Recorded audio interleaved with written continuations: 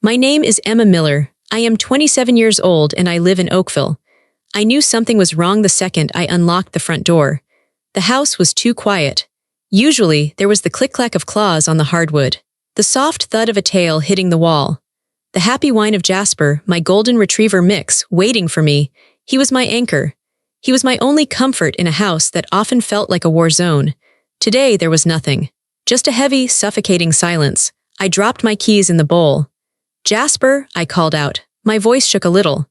My mother was sitting at the kitchen table, scrolling through her phone. She didn't even look up at me. She didn't even blink. "Where is he?" I asked. My stomach twisted into a knot. She took a sip of her coffee and said it like she was talking about the weather. "We sold him. Your sister's kids needed new phones. They're expensive, Emma. You know how hard it is for her." I froze. I couldn't breathe. The air left my lungs. They didn't just give him away. They traded my best friend, a living, breathing soul, for gadgets. For iPhones my nieces would crack in a week.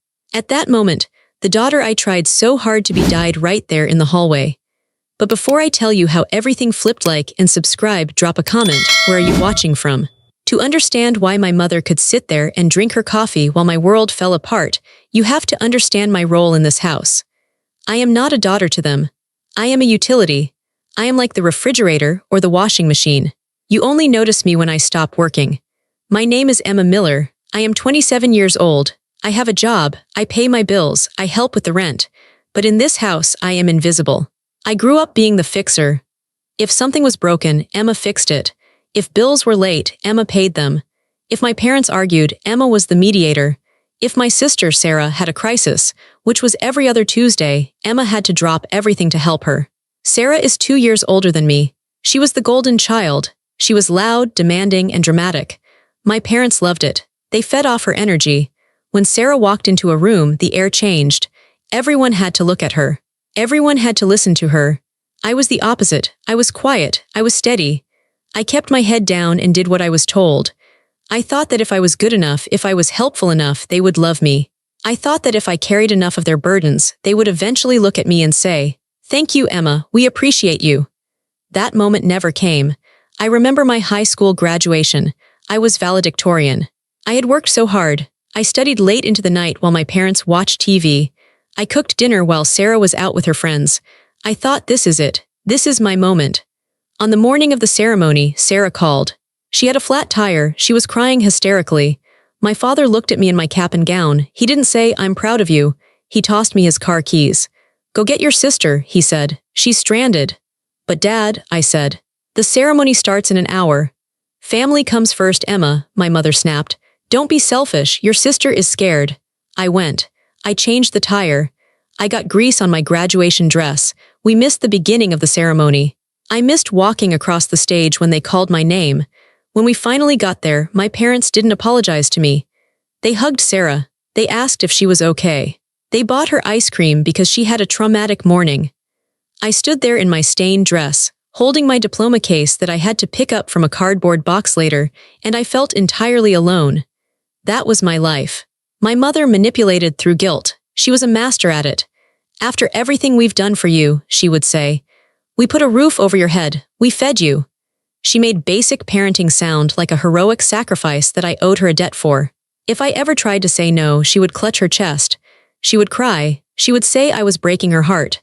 My father was different. He didn't use guilt. He used dismissal. If I tried to talk to him about my day, he would turn up the volume on the TV. If I told him I was struggling, he would tell me to toughen up. "You're too sensitive," he would say. "Stop making a big deal out of nothing." But if Sarah had a problem, if Sarah needed money, if Sarah needed a babysitter for her 3 kids, then suddenly it was a crisis. Then it was an emergency. Sarah had 3 kids, my nieces. I loved them, but they were becoming just like her. Entitled, loud, demanding, Sarah was always struggling. She had a new phone every year, but she couldn't pay her electric bill. She had designer purses, but she needed my parents to buy groceries for the kids. And who paid for it? Often it was me. I worked as a graphic designer. I made decent money, but I stayed at home to save for a house of my own. Or that was the plan. In reality, my money went into the family pot. "Emma, can you cover the electric bill this month? Your dad's hours got cut." "Emma, we need to fix the boiler. Can you transfer some money?" "Emma, Sarah needs help with the kids' school supplies." I gave and I gave. I thought I was buying love. I thought I was buying my place in the family. Then came Jasper. I found him 2 years ago. He was a stray, wandering near my office building. He was skinny, dirty, and scared. His golden fur was matted with mud. I sat on the sidewalk for an hour, holding out a piece of my sandwich. He finally came to me. He licked my hand. His eyes were big and brown and full of a sadness that I recognized. I took him home. My mother hated him instantly. "A dog," she screeched. "We don't need another mouth to feed. It's dirty. It's going to shed everywhere." "I'll take care of him," I promised. "I'll pay for his food. I'll clean up after him. You won't even know he's here." I named him Jasper. Jasper was the first living thing in that house that looked at me with love. When I came home from work, tired and drained, Jasper didn't ask me for money. He didn't ask me to fix anything. He didn't tell me I was selfish. He just wagged his tail. He leaned his heavy head against my leg.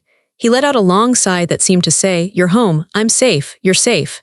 For 2 years, Jasper was my shield. When my mother started yelling about how I wasn't doing enough, I would go to my room and hug Jasper. When my sister called demanding free babysitting, I would take Jasper for a long walk.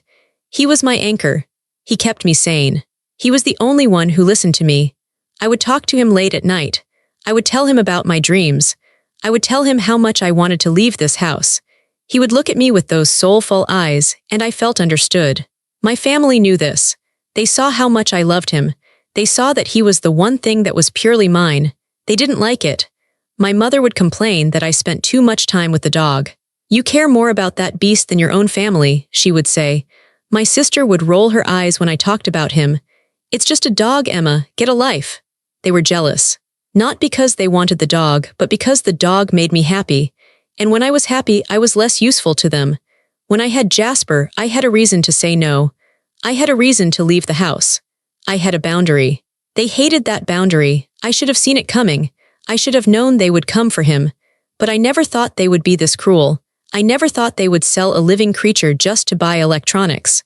I was wrong. I stood in the kitchen, staring at my mother. The silence after she spoke was heavy. It felt like the air had turned into concrete. "We sold him. Your sister's kids needed new phones." The words bounced around my skull. They didn't make sense. It was like she was speaking a foreign language. You sold him?" I whispered. My voice was barely a sound. My mother put her phone down on the table with a sharp click. She looked annoyed. She looked like I was interrupting her relaxation time. "Don't look at me like that, Emma," she said. Her voice was sharp. It was a practical decision. Sarah called this morning. Her oldest, Mia, broke her phone again. And the twins have been begging for upgrades. You know how kids are. They get made fun of if they don't have the latest thing. I felt my hands start to shake. "You sold my dog for iPhones." "It wasn't just about the phones," she said, waving her hand dismissively. "We got $500 for him. That dog was a purebred or close enough. Sarah needed the money. It's been a hard month for her." "He was my dog," I said. My voice was getting louder. "He wasn't yours to sell. I paid for his food. I paid for his vet bills. He was mine." My father walked into the kitchen then. He was holding a newspaper. He looked at me, then at my mother. He knew exactly what was happening. "Lower your voice, Emma," he said. He didn't look at me. He walked to the fridge and opened it. "The neighbors will hear you." "I don't care about the neighbors," I screamed. "Where is he? Who did you sell him to?" My father grabbed a beer and closed the fridge. He leaned against the counter and shrugged. "Some guy from the internet," he said. "Came and picked him up an hour ago. Nice guy, had a truck." "You let a stranger take him?" I felt sick, physically sick. "Did you even check if he was a good person? Did you check where he was going?" "He paid cash," my father said simply. "That's all that matters." I looked at them, really looked at them. They were my parents. They were the people who were supposed to protect me. And they stood there, calm and indifferent, while my heart was breaking. This wasn't an impulse decision. They had planned this. Sarah must have called in the morning. They must have discussed it over breakfast. They probably took photos of Jasper while I was at work. They posted an ad. They negotiated a price. All while I was sitting at my desk, thinking about coming home to walk him. My phone buzzed in my pocket. I pulled it out blindly. It was a text from Sarah. It was a picture. It was a photo of her 3 kids, smiling wide, holding up brand new iPhone boxes. The caption read, "Thanks for the help, Auntie M. Kids are so happy, LOL." The LOL hit me like a physical slap. She knew. She knew exactly where the money came from. She knew the price of those phones was my best friend, and she was laughing about it. She sent me a picture, I said, holding up the phone. My hand was trembling so hard the screen was blurry. She thinks it's funny, my mother sighed. She stood up and walked over to the sink to rinse her cup. Oh, stop it, Emma, she said. You're being dramatic. Sarah is just happy the kids are happy. You should be happy for them too, you're their aunt. I should be happy you kidnapped my dog. We didn't kidnap him, my mother said. We rehomed him, it's better this way. That dog was too big for this house anyway. He took up too much space. He shed on the carpet, it was time for him to go. He was the only thing I loved in this house, I said. Tears were finally starting to spill over, I couldn't stop them. He was the only one who loved me. My mother spun around, her face was red. How dare you, she hissed. We love you, we feed you, we let you live here. And this is how you repay us, by screaming at us over an animal. It's just a dog, Emma, my father added. He took a sip of his beer. You can get another one, or get a hamster, something cheaper. They didn't get it. Or maybe they did, and they just didn't care. It wasn't about the animal. It was about what he represented. He was mine. He was my comfort. He was my boundary. By selling him, they were sending a message. A clear, brutal message.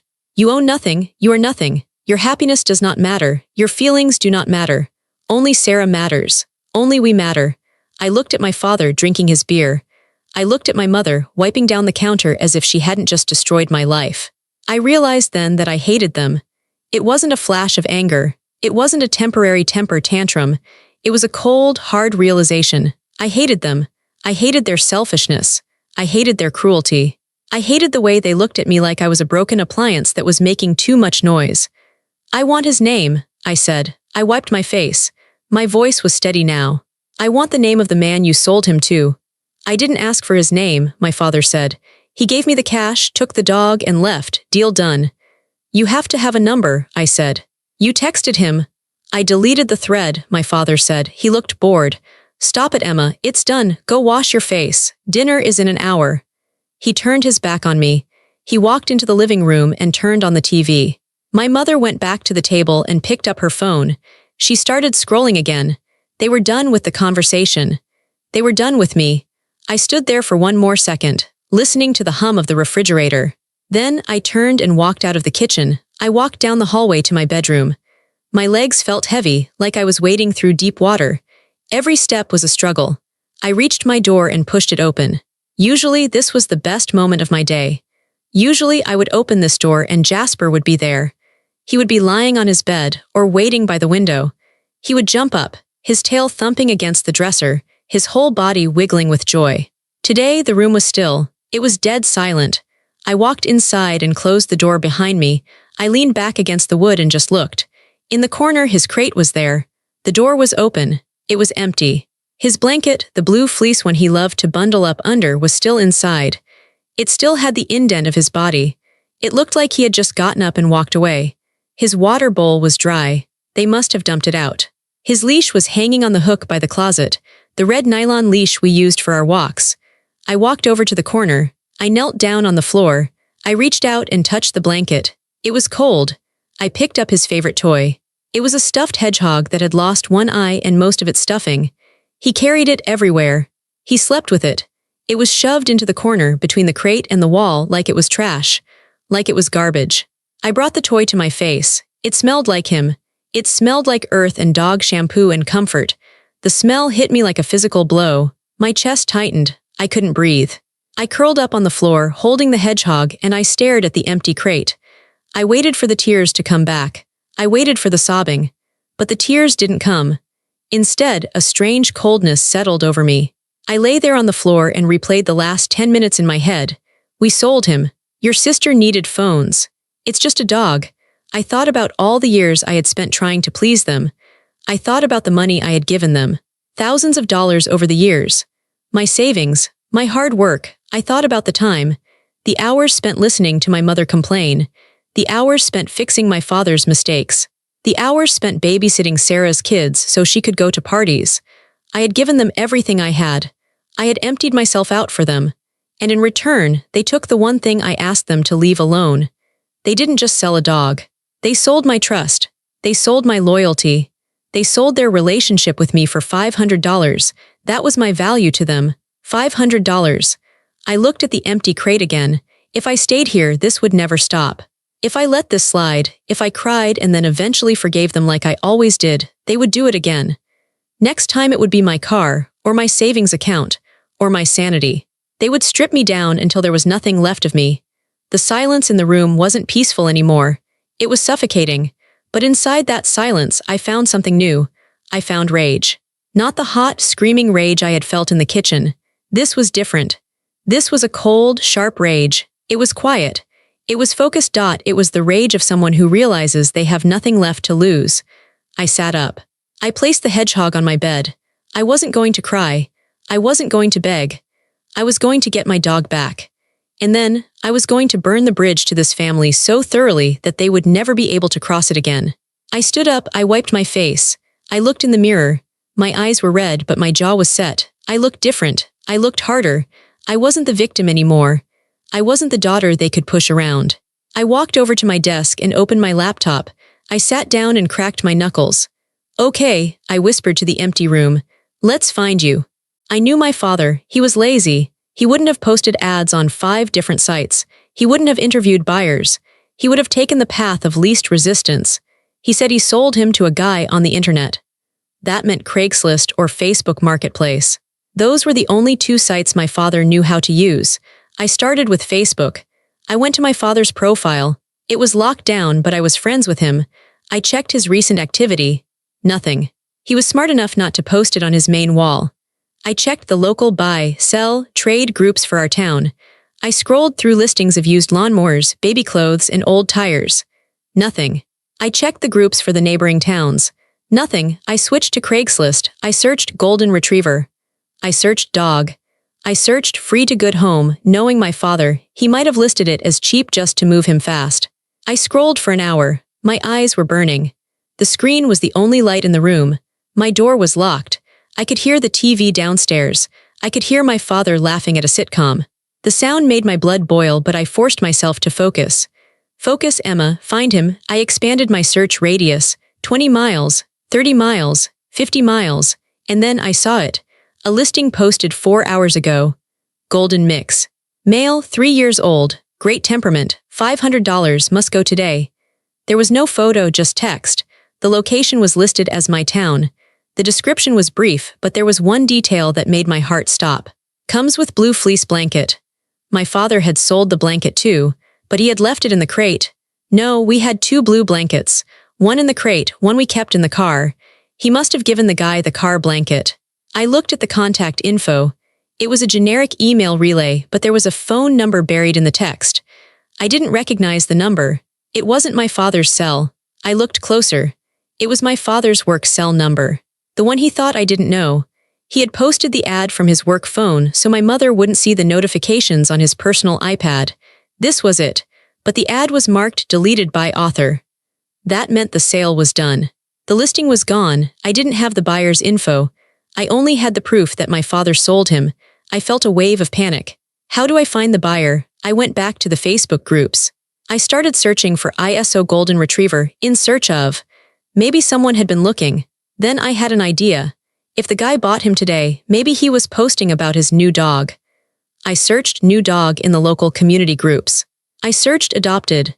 Nothing. I sat back, rubbing my temples. Think like a person who just bought a dog. You buy a dog, you need supplies. You might ask for recommendations for vets. You might ask for advice. I went to the dog owners of my county group. I sorted by newest. And there it was, posted 30 minutes ago. A grainy photo of a golden retriever sitting in the back of a pickup truck. He looked scared. He was looking at the camera with wide, confused eyes. The caption read, "Just picked up this guy. Previous owner said they were moving and couldn't take him. Seems sweet but a little nervous. Anyone know a good mobile groomer? He smells like cigarettes." My father smoked. The house always smelled like cigarettes. It was Jasper. I knew that face. I knew that white patch on his chest. I clicked on the profile. The name was Mike Henderson. He lived in the next town over, about 40 minutes away. I didn't hesitate. I didn't send a message. I didn't wait. I grabbed my keys. I grabbed Jasper's leash from the hook. I opened my bedroom door. The hallway was dark. I crept down the stairs. The living room light was flickering against the wall. I could hear my mother snoring in her chair. I slipped out the front door. My hands were shaking as I started my car. I punched the name Mike Henderson into my GPS on my phone. A generic address popped up. It was a guess, but it was a start. I drove fast, probably too fast. I rehearsed what I was going to say. I would offer him double. I would offer him everything in my savings account. I would beg. I would threaten. I didn't care. I wasn't leaving without my dog. The drive felt like it took 10 years. I pulled into a driveway of a small ranch house. There was a pickup truck in the driveway, the same truck from the photo. I killed the engine. I got out. I walked up to the front door. It was 9:30 p.m. It was late to be knocking on a stranger's door. I knocked anyway, hard. A minute passed, then the porch light flicked on. The door opened. A man stood there. He was big, wearing a flannel shirt. He looked confused. "Yeah," he said. "Can I help you?" "You bought a dog today," I said. My voice was breathless. "A golden retriever mix from a man in Oakville." The man's eyes narrowed. "Yeah, who are you?" "I'm his daughter," I said. "He stole that dog. He sold him without my permission. That dog is my baby. He is my everything." I held up the leash. My hands were trembling. "Please," I said. Tears were running down my face now. "Please, I have cash. I'll pay you whatever you want. I just want him back." The man looked at me. He looked at the leash in my hand. He looked at the desperation in my face. He let out a sigh. He rubbed the back of his neck. "He told me he was moving to Florida," the man said. "Said the dog needed a yard." "He lied," I said. "He sold him to buy iPhones." The man shook his head. "Unbelievable." He turned and shouted into the house. "Babe, bring the dog." A woman appeared in the hallway behind him. She was holding Jasper by the collar. As soon as Jasper saw me, he froze. "Jasper," I whispered. He let out a bark, a loud, sharp bark. He wrenched himself free from the woman's grip. He launched himself at the storm door. He was scratching at the glass, whining, crying. The man opened the door. Jasper hit my chest like a cannonball. I fell back onto the porch steps, but I didn't care. He was licking my face. He was crying, that high-pitched, happy cry that dogs do. He was wrapping his paws around me. I buried my face in his fur. He smelled like cigarettes and fear, but he was here. He was safe. "I've got you," I sobbed. "I've got you, buddy. I'm sorry. I'm so sorry." I looked up at the man. I reached for my wallet. "How much?" "I have 500 right now. I can go to an ATM." The man looked at his wife. The wife was wiping her eyes. "Keep your money," the man said. "I'm not taking money for a stolen dog. That's messed up." "Are you sure?" I asked. "Take him home," he said, "and keep him away from your dad." "I will," I said. I stood up, clipping the leash onto Jasper's collar. The click of the metal was the best sound I had ever heard. "Thank you," I said. "Thank you so much." I walked Jasper to the car. He jumped into the passenger seat like he had done 1,000 times before. I got in and locked the doors. I looked at him. He was panting, looking at me with adoration. "We're going home," I told him, "but not to stay." I started the engine. I wasn't just bringing a dog home. I was bringing back a war declaration. I drove back to my parents' house. The adrenaline was fading, replaced by that cold resolve again. I pulled into the driveway. The house was dark now. They had gone to bed. I unlocked the front door. I walked in with Jasper. My mother must have heard the door. She was standing at the top of the stairs in her bathrobe. "Emma," she called out. "Where have you been? It's almost 10 o'clock." I walked to the bottom of the stairs. Jasper stood next to me, growling low in his throat. He knew who she was. He knew what she had done. My mother saw him. She froze. Her hand went to her mouth. "How?" she stammered. "How did you?" "I found him," I said. My voice was calm, deadly calm. "I bought back what you sold." "You went to a stranger's house at this hour," she shrieked. "Are you crazy? You could have been killed. And bring that dog back in here. Your father said."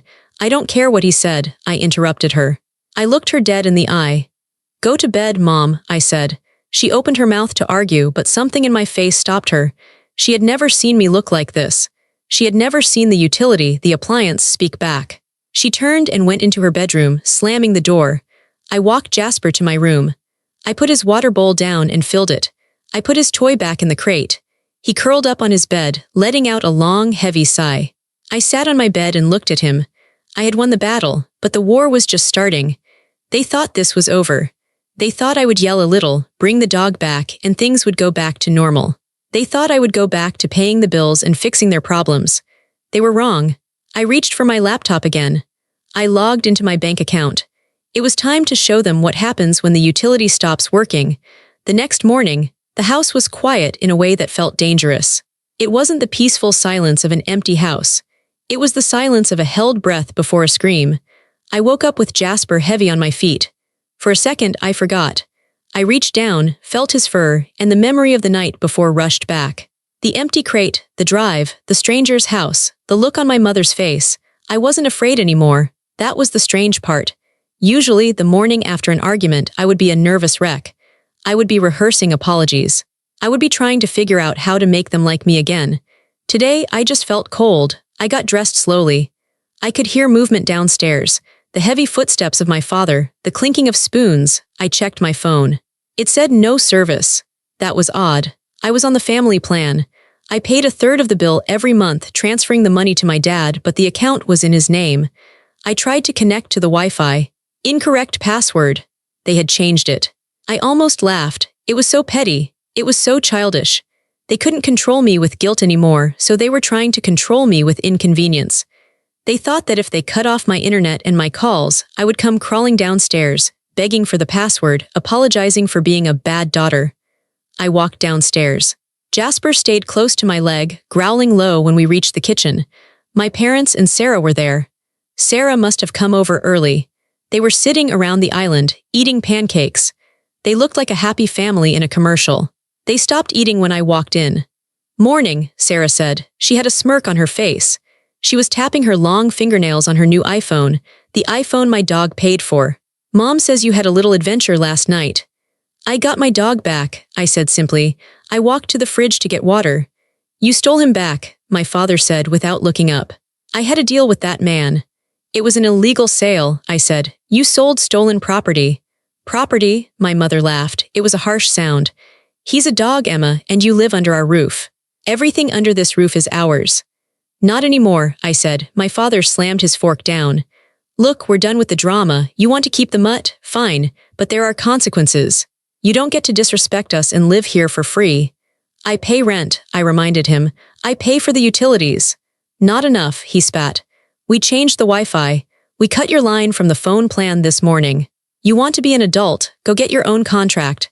And don't expect us to include you in dinner tonight," my mother added. "If you're going to act like a stranger, we'll treat you like one." They looked so smug. They thought they had trapped me. They thought I would panic. They knew I needed my phone for work. They knew I needed the internet.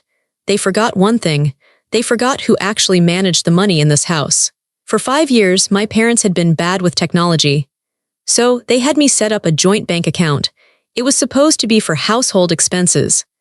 My paycheck went into my personal account, but I transferred a huge chunk into the joint account every month to pay the mortgage, the electric, the water, and the credit cards. My father's pension check went in there too. But mostly, it was my money that kept the balance positive. Crucially, because my father was lazy, he had made me a primary account holder so I could sign checks and talk to the bank without bugging him. I looked at them. I looked at Sarah playing on her phone. I looked at my dad eating pancakes paid for with my money. "Okay," I said. "Okay," Sarah asked. "That's it, you're not going to cry." "No," I said. "I'm going to go to work." I went back upstairs. I packed my laptop. I grabbed my bag. I drove to a coffee shop with free Wi-Fi. I bought a black coffee and sat down. My hands were steady. I logged into the bank's website. I pulled up the joint account. Balance, $4,250. My father's pension had just hit yesterday. My contribution for the mortgage was in there too. I looked at the transaction history. I saw the withdrawal for the family phone plan. I saw the charges for Sarah's online shopping spree she clearly used my mom's card for. I took a deep breath. I clicked transfer. I selected the entire balance. Every single cent. Destination, my personal savings account, the one they didn't have access to.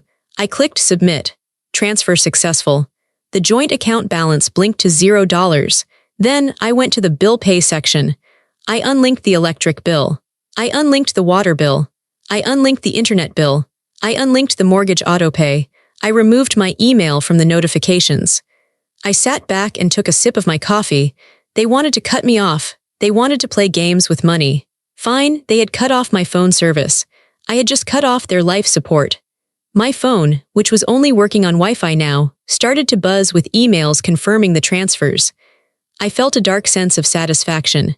In about 3 days, the mortgage payment would bounce. In a week, the electric company would send a past due notice. And when they went to the grocery store today, when my mother tried to buy her expensive wine and Sarah tried to buy more toys for the kids. Card declined. I closed my laptop. I wasn't done. I drove to the phone store. I got my own plan, my own number. Then I went to work. I sat at my desk and did my job. I didn't answer the messages that started flooding in around noon. First, it was my mother. Emma, why is the card not working? I'm at the checkout. Then my father, what did you do to the account? Then Sarah, you selfish witch, fix it now. Mom is crying. I deleted them all. They had spent years telling me I was worthless. They had spent years telling me I didn't contribute enough. Today, they were finding out exactly what I was worth. When I got home that evening, the atmosphere had shifted from smugness to panic. I pulled into the driveway. My father's truck was there. Sarah's car was there. I took a deep breath. I turned to Jasper in the passenger seat. Stay here, buddy, I said. I'll be right back.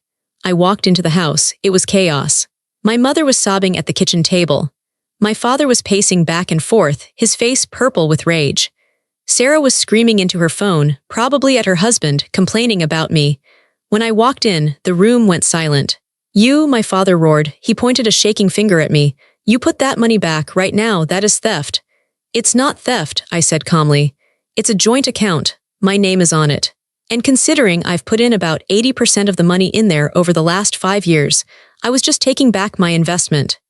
We can't pay the mortgage, my mother wailed. We can't buy food. You have Sarah, I said, looking at my sister. Sarah got $500 for my dog. Surely she can help you with groceries. Sarah glared at me. I spent that money. The kids needed cases for the phones.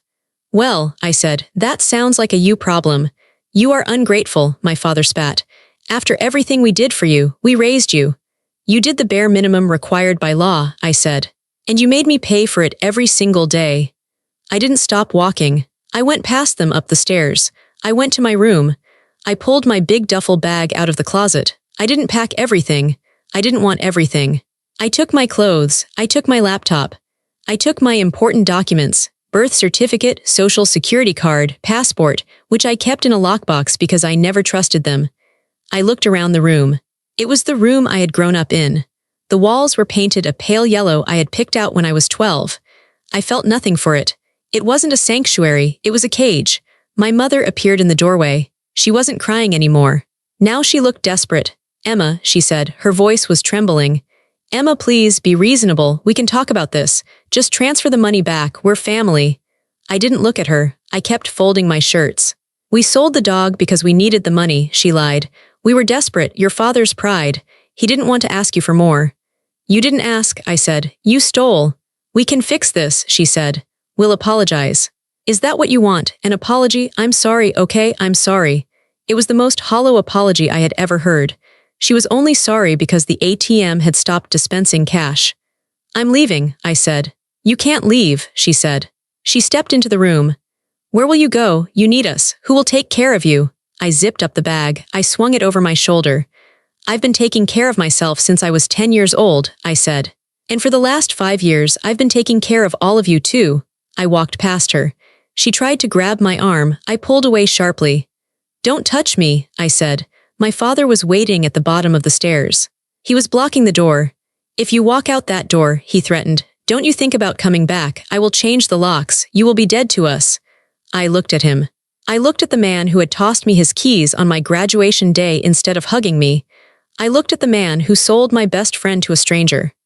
Dad, I said, I was dead to you the moment I stopped being useful. You just didn't realize it until the money stopped. I stared him down. For the first time in my life, I didn't flinch. I didn't look down. He saw something in my eyes. Maybe he saw the truth. Maybe he saw that he had no power left. He stepped aside. I opened the front door. The cool night air hit my face. It tasted like freedom.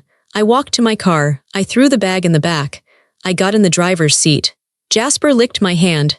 I didn't look back at the house. I didn't look at the window to see if they were watching. I put the car in reverse and backed out of the driveway. My phone buzzed. It was a text from Tessa, my coworker. Key is under the mat. Guest room is ready. Come home, I drove. I cried for the first 10 minutes, not because I was sad, but because the relief was so overwhelming it felt like physical pain. The pressure on my chest, the pressure I had lived with for 27 years was gone. I was homeless. I had burned every bridge, but I had my dog. I had my money. And for the first time, I had my life. Tessa's apartment was small, but it was warm. It smelled like vanilla candles and peace. When I arrived, she didn't ask questions. She just hugged me, ordered pizza, and let Jasper sleep on her couch. For 2 days, I just existed. I went to work, I came back to Tessa's, and I slept. I ignored the hundreds of calls and texts from my family. They cycled between begging, threatening, and gaslighting. On the third day, I knew I had to handle the loose ends. I still had some stuff at the house, and they were threatening to call the police on me for theft regarding the bank transfer, even though it was legal. I needed backup. I called Aunt Betty. Betty was my mother's older sister. She was the black sheep of the family, but in the best way. She was a lawyer. She was fierce, successful, and she had never tolerated my parents' nonsense. They were terrified of her. She lived 3 hours away. I called her and told her everything. I told her about the dog, the phones, the bank account. There was a long silence on the other end. They did what? Betty's voice was low and dangerous. They sold Jasper, I whispered. Pack a bag, Emma, Betty said. I'm coming down. You don't have to, I'm coming down, she repeated. Meet me at their house at noon tomorrow. Bring the dog. The next day, I pulled up to my parents' house. Betty's black Mercedes was already there, parked right in the middle of the driveway like a tank. Betty was standing on the porch. She was wearing a sharp suit and sunglasses. She looked like a general inspecting the battlefield. I got out with Jasper. Betty took off her sunglasses. She looked at the dog, then at me. She hugged me so hard my ribs cracked. You look tired, she said. I am, I said. Well, wake up, she said. We're going in. She didn't knock. She opened the door and walked in. Hello, she boomed. Family meeting. My parents were in the living room. Sarah was there too. They jumped up when they saw Betty. Betty, my mother said, looking nervous. What are you doing here? I'm here to help you pack, Betty said pleasantly. Pack, my father asked. Well, Emma is moving out, Betty said. Permanently. And since you've threatened to call the police on her for accessing her own money, I'm here to represent her legally. Betty slammed a file folder onto the coffee table. I've looked at the bank records, Betty said. Emma has deposited over $100,000 into that joint account over the last 5 years. You two have contributed. Significantly less. If you want to go to court, we can go to court. I will sue you for unjust enrichment, emotional distress, and theft of the dog, and I will win. My father paled. He knew Betty didn't bluff. Now, Betty continued, Emma is going to go upstairs and get the rest of her things. You are going to sit here. If anyone says a word to her, I will personally audit your taxes from 1995 to present. Do we understand each other? The room was silent. Good, Betty said. She turned to me and winked. Go on, sweetie, take your time. I went upstairs. I could hear my mother trying to whisper to Betty downstairs. She's stealing from us, Betty. She left us with nothing. She left you with exactly what you earned. Betty's voice carried up the stairs. Nothing but family. Don't use that word, Betty cut her off. Her voice was ice cold. I saw the text messages, Linda. I saw what you said about the dog. That's not family, that's cruelty. You broke that girl's heart for a couple of cell phones. You're lucky she only took the money. If it were me, I'd have burned the house down. I packed the rest of my books. I took my winter coat. I took the photo of my grandmother. I walked back downstairs. My family was sitting on the couch, looking small, defeated. My father wouldn't look at me. My mother was crying silently, but it was the crying of someone who got caught, not someone who was sorry. I'm done, I said to Betty. Excellent, Betty said. She picked up her sunglasses. She turned to my parents one last time. Don't contact her, Betty said. Don't go to her work, don't call her. If she wants to speak to you, she will reach out. If you bother her, you deal with me, and you know you can't afford me. We walked out. We got into our cars.